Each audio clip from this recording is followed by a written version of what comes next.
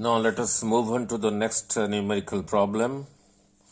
Problem set 2.4, solution to 2.43, method of projections. Finding the resultant of 1, 2, 3, 4, 5. 1, 2, 3, 4, 5 different forces, its magnitude and the direction. The statement of the problem goes like this.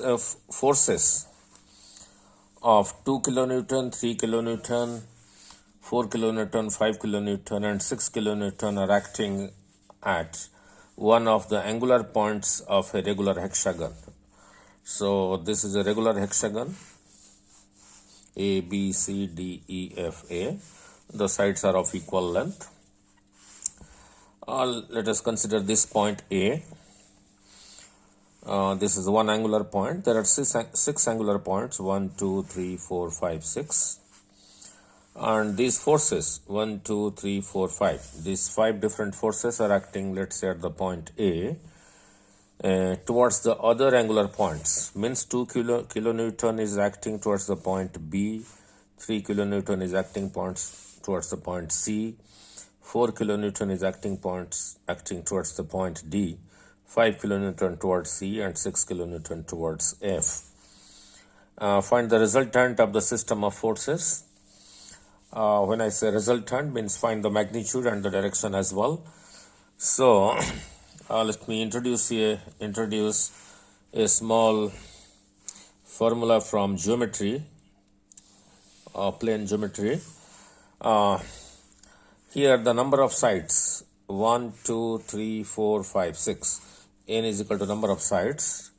Therefore, each interior angle, this is the expression for each interior angle of a regular polygon, and this is a regular hexagon, so the number of sides is 6.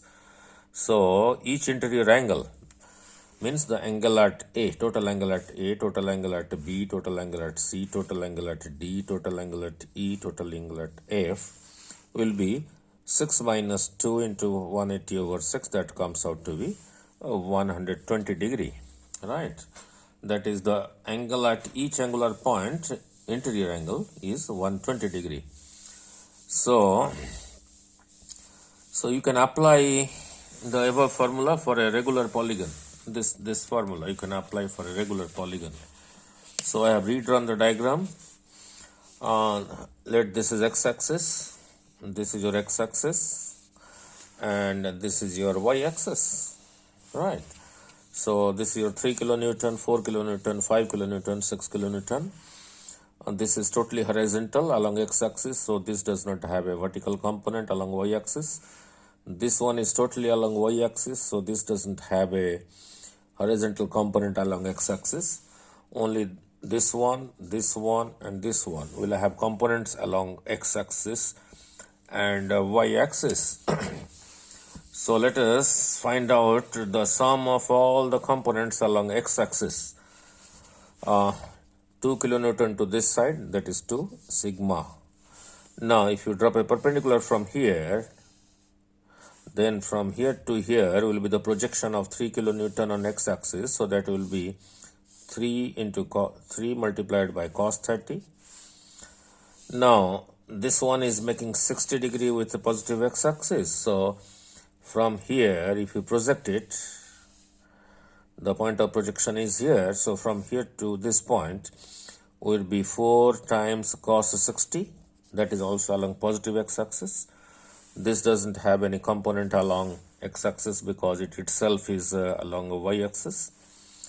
Now for this one, which is making angle 30 degree with y-axis, if you drop a perpendicular from this point, from here to here will be the sine component of 6 kilonewton, because this is facing the angle 30 degree, so that will be 6 multiplied by sine 30. Since this is along negative x-axis, so I have subtracted.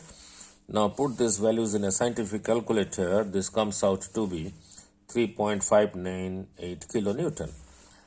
Now let us find out the y components. Let us begin with the same first one. This does not have a y component because it itself is horizontal, so the vertical component is 0. Now this will have, if you drop a perpendicular from here on y-axis, from here to this point will be 3 multiplied by sine 30 along positive y-axis. From here, if you drop a perpendicular, means if you project this force on y-axis, so from here to here will be 4 times sine 60, that is along also positive y-axis, so both are added. Now this 5 itself, the whole of 5 is itself along positive y-axis. Now then coming back here, if you drop a perpendicular from here, this will be, from this point to this point, will be the cos component of 6 kilonewton, so plus 6 cos 30. So if we put it in a scientific calculator, this comes out to be 15.16 kilonewton. And as we know, and both are, this is positive, sigma x positive, sigma y is positive, means sigma x is to this side being positive, and sigma y is to this side, both are perpendicular, so the resultant will be this one. So this will be a resultant, and so how much will be that? Square of this plus square of this, square root of that. So your R comes out to be sigma x square plus sigma y square, square root of that, that is 15.5811 kilonewton, and the resultant lies in the first quadrant. Let this angle is equal to alpha, that it makes with the positive x-axis. So tan alpha will be this length divided by this length.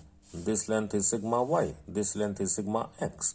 So tan alpha is equal to sigma y over sigma x. So alpha is equal to tan inverse sigma y over sigma x. Put the value of sigma y and sigma x and take the tan inverse of that in a scientific calculator. This comes out to be 76 degrees, 38 minutes of work, 55.41 seconds of work.